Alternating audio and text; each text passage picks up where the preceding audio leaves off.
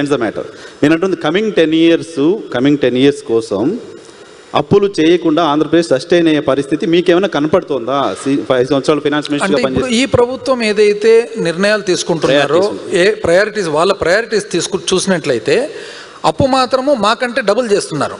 మేము 3 లక్షల చిల్లర కోట్లు 5 సంవత్సరాలు చేస్తే 1,80,000 కోట్లు 50% 1 yearలోనే చేయడం జరిగింది, ఒక్క సంవత్సరంలో. పోనీ చేసిన డబ్బులు ఎక్కడ పోతున్నాయని చూస్తే ఎక్కడ కూడా స్థిరంగా ఎక్కడ కనపడుతుంది? డెవలప్మెంట్ మీద పెడుతున్నట్టు ఎక్కడ కనపడుతుందండి? ఆంధ్రప్రదేశ్కి ఒక రాజధాని లేదు.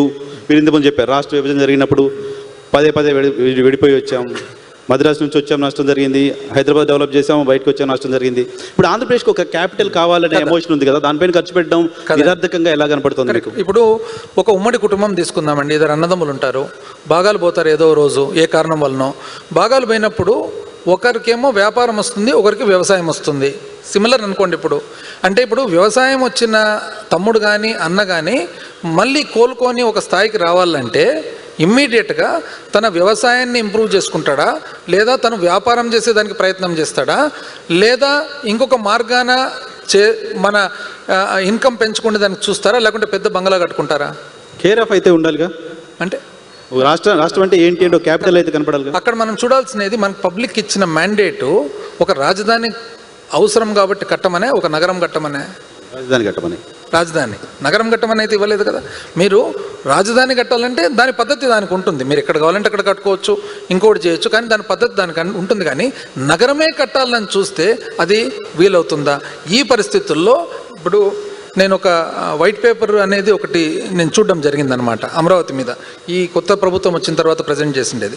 దాంట్లో మొదలు పెట్టడమే ఏం మొదలు పెడతారంటే, మనం ఆర్థికంగా చాలా ఇబ్బందుల్లో ఉన్నాము, రాష్ట్ర విభజన తర్వాత ఇబ్బందుల్లో ఉన్నాము, రాష్ట్ర విభజన తర్వాత ఇబ్బందులు వచ్చినాయి, అన్నీ బాగుంది. కానీ ఇబ్బందుల్లో ఉన్నప్పుడు ఏదైతే మన దగ్గర ఉన్న మినిమం డబ్బులు ఉన్నాయో దాన్ని ఏ విధంగా ఖర్చు పెట్టబోతున్నామో, ఎంత క్విక్గా రిటర్న్స్ వస్తాయి, ఏ విధంగా మనం అప్పు చేస్తే ఆ అప్పును ఏం చేయాలి, పబ్లిక్ మీద ఇన్వెస్ట్ చేయాలన్నా లేకుంటే మనము 1,00,000 కోట్లతో ఒక నగరం కట్టుకునే దానికి పోవాలని అనేది ప్రశ్న.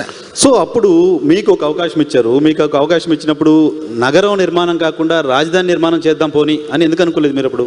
అందుకని ఇప్పుడు మేము ప్రభుత్వం ఏర్పాటు చేసుకున్న తర్వాత first year settling down time, 2 years, దాని తర్వాత కోవిడ్ వచ్చింది.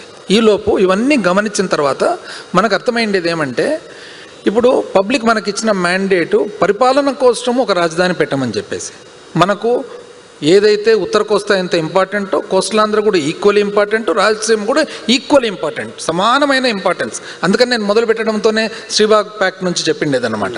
అయితే ఇందులో డీసెంట్రలైజ్డ్ డెవలప్మెంట్ ద్వారా అన్ని చోట్ల కూడా అభివృద్ధి చేస్తూ, ఇండస్ట్రియల్ ఎస్టేట్స్ అభివృద్ధి చేస్తూ, రోడ్స్ తెచ్చి, ఏదైతే పోలవరం ప్రాజెక్ట్ ఉందో పోలవరం ప్రాజెక్టును త్వరగా కంప్లీట్ చేస్తూ, అదేవిధంగా మనకు ఆ సమయానికి నగరాలు కట్టేంత శక్తి, సామర్థ్యము, స్తోమత ఎవరికీ ఉండదు. కాబట్టి ఈరోజు హైదరాబాద్ వెలిసిందంటే 400 సంవత్సరాలు పట్టింది. నగరం కట్టే స్తోమత లేదు, నగరం కట్టడం వైబిలిటీ కూడా కాదు, డబ్బులన్నీ తీసిపోయి నగరం పై ఎలా పెడతాం మీ పాయింట్.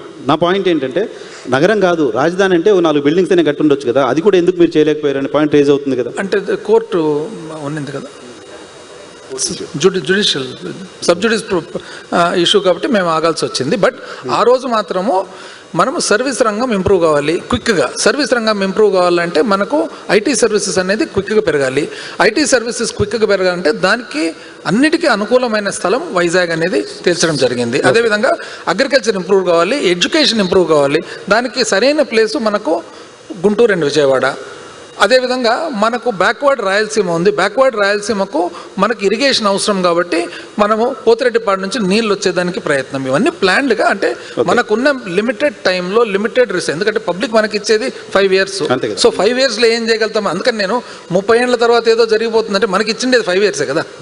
5 years అయినా 30 ఏళ్ళకి ముందు 30 ఏళ్ళ తర్వాత ఏం జరిగింది దానికి ఇప్పుడు ఫౌండేషన్ అవసరం ఉంటుంది. చివరికి ఒక చిన్న క్వశ్చన్ తీసుకొని సజ్జల గారి దగ్గరికి వెళ్తాను.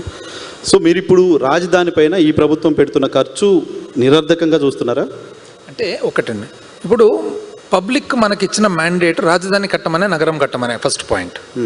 సో రాజధాని మీద ఎంతన్నా కట్టండి, అడ్మినిస్ట్రేటివ్ మీకు బిల్డింగ్ రాజధాని కట్టమని కనపడుతోంది. గత సర్కారు హామీ ఇచ్చి వచ్చింది కదా, నవనగరాల నిర్మాణం చేస్తామని హామీ ఇచ్చింది, దానికోసం భూములు తీసుకుంది, దానికి సంబంధించిన అప్రూవల్ తీసుకుంది, అదే చెప్పింది, అదే చెప్పి ఓట్లు అడిగింది, జనం ఓట్లు వేశారు. హామీలు రెండు రకాలు కదండి.